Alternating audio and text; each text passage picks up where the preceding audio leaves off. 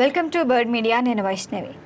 AP అసెంబ్లీలో YCP ఎమ్మెల్యేల గైర్హాజరు అంశం ఇప్పుడు కొత్త రాజకీయ చర్చకు దారితీస్తోంది.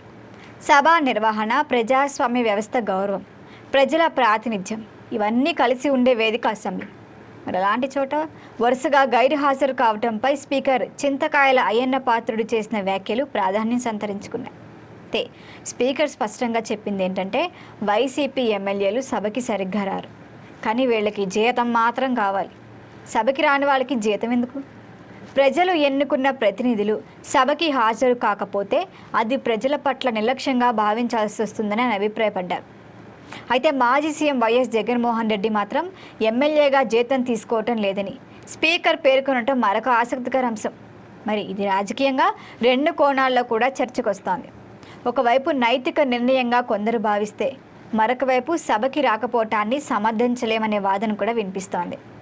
అయితే గవర్నర్ ప్రసంగం రోజు హాజరైనంత మాత్రాన అది సాధారణ హాజరుగా పరిగణించబోదని కూడా స్పీకర్ తేల్చి చెప్పడం మరింత కీలకం. అంటే అసెంబ్లీ సక్రమంగా నడిచే రోజుల్లో పాల్గొనడం తప్పనిసరిని స్పష్టమైన సంకేతం ఇచ్చినట్లే అయింది. ఏదేమైనప్పటికీ వీళ్ళెంత నోరు కొట్టుకున్నా కూడా జగన్ చేసే పని చేస్తారు. మనకి హోదా కావాలి, దాని జీతం కావాలి, కానీ మేము అసెంబ్లీకి రాం. ఇట్లా మరి వరుసగా కూడా 65 రోజులు హాజరు కాకపోతే నోటీసులు జారీ చేస్తామని హెచ్చరించడం ద్వారానే సభా నిబంధనలను ఖచ్చితంగా అమలు చేస్తామని స్పీకర్ సంకేతాలు ఇచ్చాడు. మరి ఇక్కడ మరొక కీలకమైన అంశం ఏంటంటే ఎమ్మెల్యేలపై కఠిన చర్యలు తీసుకునే చట్టాలు పార్లమెంట్లో చేయాల్సి ఉందని ఆయన వ్యాఖ్యానించడం కూడా జరిగింది. దీనిపై నేను లోక్సభ స్పీకర్ని సంప్రదిస్తాను. ఎవరైతే ఇట్లా రాకుండా గైర్హాజరవుతారో వాళ్ళందరి మీద మేము ఖచ్చితంగా చర్యలు తీసుకుంటామంటారు ఆయన. మరి ఈ అంశాన్ని రాష్ట్ర పరిమితి దాటి జాతీయ స్థాయికి తీసుకెళ్లే ప్రయత్నంగా భావిస్తున్నారు. మరి ఇది గనక జరిగితే భవిష్యత్తులో సభకు గైర్హాజరవుతున్న సభ్యులపై కఠిన చర్యలు దారితీసే మార్పులు కూడా రావచ్చు. ప్రతిపక్ష హోదా విషయానికి వచ్చేస్తే జగన్ అధికారిక ప్రతిపక్ష నేత హోదా ఇవ్వటం జరగదని కూడా స్పీకర్ చెప్పారు. చిన్నపిల్లల్లాగా ఈ ప్రతిపక్ష హోదా అడగటం మానేయండి అని కూడా అన్నారు. అసెంబ్లీలో అవసరమైన సంఖ్యాబలం వైసీపీకి లేదు. మరి దీనికి ప్రధాన కారణంగా చూపిస్తున్నారంతా. దీంతో అసలు వైసీపీ రాజకీయ వ్యూహం ఏంటి అన్నది ఇప్పుడు ఆసక్తిగా మారింది. సభలో పాల్గొని బలంగా ప్రశ్నించాలా, లేకపోతే ఎప్పట్లాగానే అక్కడ బురదేసేసి ఇంకా బహిష్కరణ చేసేస్తాం అని ఆ ధోరణి కొనసాగించాలా అనే దానిపై ఆ పార్టీ ఇంకా లోపల కూడా చర్చ జరుగుతోంది.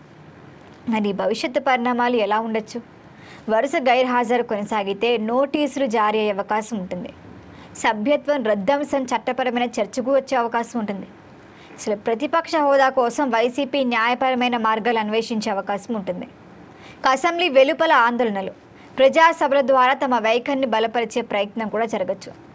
మొత్తానికి ఇది కేవలం హాజరు వివాదం మాత్రమే కాదు, ప్రజాస్వామ్య వ్యవస్థలో ప్రతిపక్ష పాత్ర, సభా సంప్రదాయాల గౌరవం, రాజకీయ వ్యూహాల మధ్య జరుగుతున్న ఒక కీలక దశ. మరి రాబోయే అసెంబ్లీ సమావేశాలు వివాదానికి మరింత స్పష్టత తీసుకురావచ్చు. ఇదేమైనప్పటికీ ఆంధ్రప్రదేశ్ రాజకీయాల్లో మరొక కీలక మలుపులు తిరిగే సూచనలు కూడా కనిపిస్తున్నాయి. దీనిపైన మరిన్ని అప్డేట్ల కోసం చూస్తూనే ఉండండి బర్డ్ మీడియా.